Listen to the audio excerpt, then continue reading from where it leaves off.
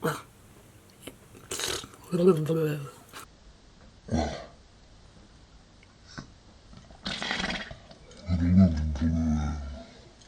this is Lorena, and I wanted to do a video for you on how I make quilting labels. Yes, we're doing quilting labels today. I had a client order 2 sets of quilting labels for me. I also did some labels for my sweet honeybee, and I also have been helping Quilts of Valor, the community that I help, make labels for them. So I thought this would be a good video on how I am making labels for my client and some of the thought processes of how I do this, okay? So let's come along and do this. I use the Bernina Artista Embroidery Software Design Plus program. We're going to just get a new page and we're going to do this for you.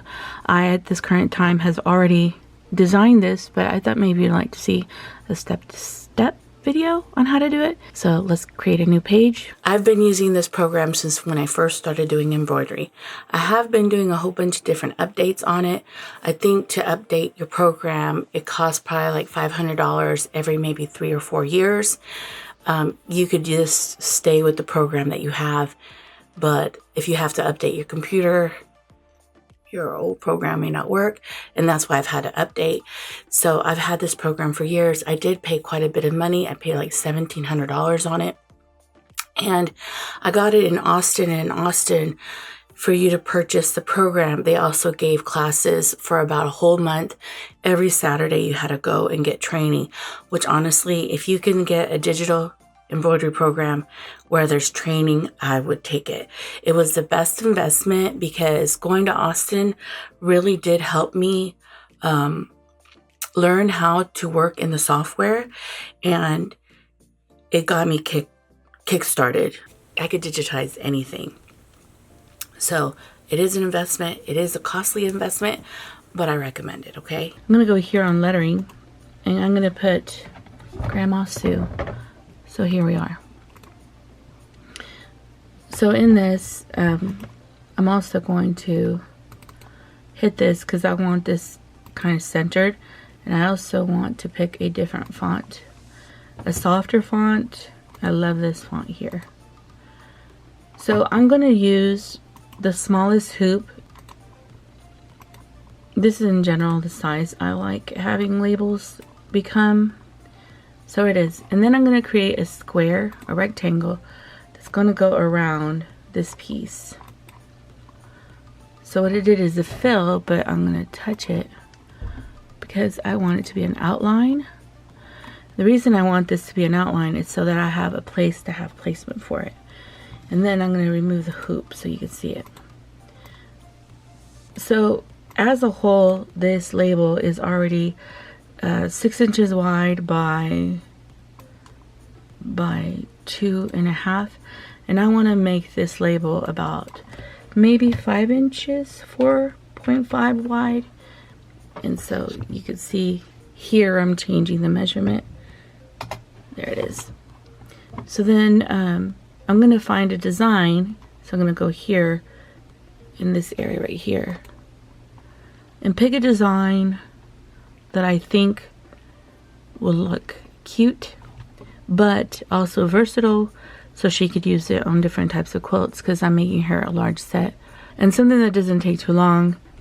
So I'm going to pick this design. I think line designs are very pretty and very elegant, but I'm going to change the design. So I'm going to ungroup this design, and I don't want it, I kind of want just this flowery part. Get rid of this, get rid of the white. What I'm doing is just selecting and then deleting.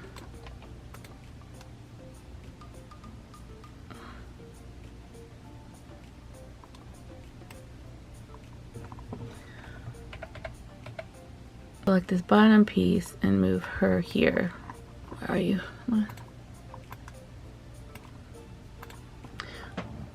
You can color her different, so we'll put her on top. And then there's a leaf that's kind of peeking too. I'm just gonna tuck her in a bit. And then I'm gonna change this color back to its original color. And I need to shift this. There you are. Very simple design. Very pretty. Do you see how I just added a little bit of color? And then I'm going to share with you here. This is what it looks like. Then I'm going to do a quick sew. That's how it's going to sew it together. Then I'm going to copy her, and then I'm going to move her. I'm going to change the size of this. Make this fill up the page. Then she becomes part of the label. Group her. Then I'm going to move her. And I'm going to fill the space, see how it fits. Then I'm going to group this whole thing. Then I'm going to bring my hoop in here.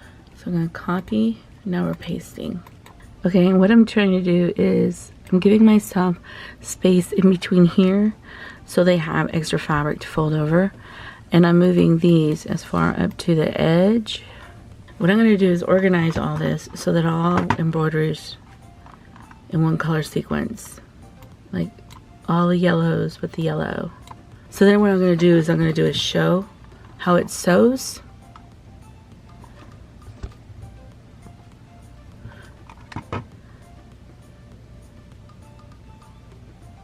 I only do the thread sequence 4 times. One thread sequence, one.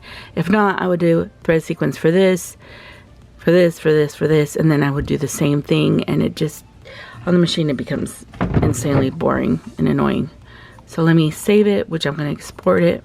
All right, after I digitized everything, I go to the embroidery machine, and I wanted to share some of my hooping. I go ahead and I use a cutaway stabilizer. One of the reasons I use a cutaway stabilizer, which is back here, is because it really does stiffen the embroidery to where the quilt is going to be washed, the quilt is going to be handled, and it's going to go through the dryer. If you use a tearaway stabilizer, what happens is the lettering doesn't have something to hold itself to, and it'll start crinkling on you. So if you're wondering, if you've done embroidery, why the logo or the name on the shirt is crinkling and warping after you wash it and dry it, is because it doesn't have a stiffener to keep it firm. So this is a label that was done, and it's just basic lettering. And this is what it looks like in the back, how it's torn away. You know, it's just preference, to be honest, but I really do like a little bit of a stiffer label.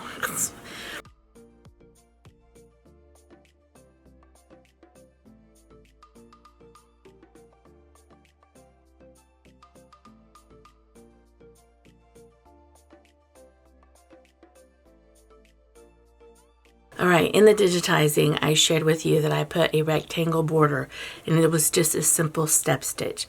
So let me show you what that looks like. So here you can see that step stitch border. One of the things I like about it is you're able to fold your fabric forward on that step stitch seam, and I'll show you what I mean. So here I folded the fabric over, and it gives you the ability to cut away that cutaway stabilizer. And it gives you a really nice clean cut to the stabilizer, and you can do it on all 4 areas.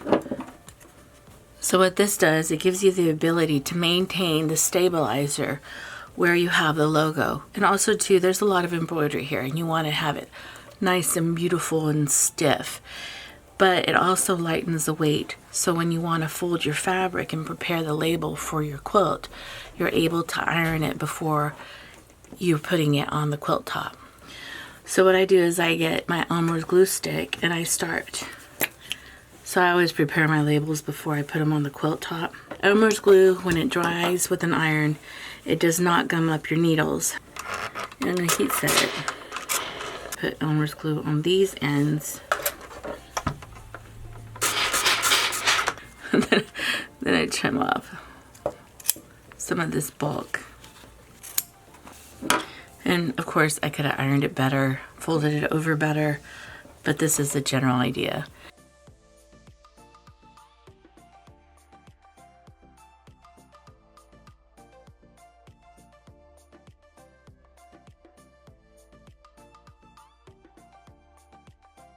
I do what I do, guys.